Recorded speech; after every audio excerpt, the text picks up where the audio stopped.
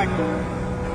Wala na tayong magawa. Kundi ang last option niyan, Himpador mastic, yung pintura. Kasi ginawa na natin, high pressure, washing, chemicals.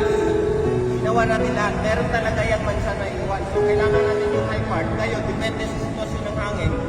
Pagka humapas ng hangin galing sa taas, lipat tayo ng ibang portion. Di bali, mabigatan tayo sa kawayan, basta na maluwal yung mga trabaho natin. Ang hiningi ko lang sa inyo, follow my orders, follow my command, and will bring our vessel sa next port na presentable na hindi tayo babagsak. Kasi once bumabagsak tayo, babalik sa atin. Very proud yung mga Greek na nakaupo dun sa opisina sa atin. I don't know sa mga nakatira, ibang nakatira dito sa barko.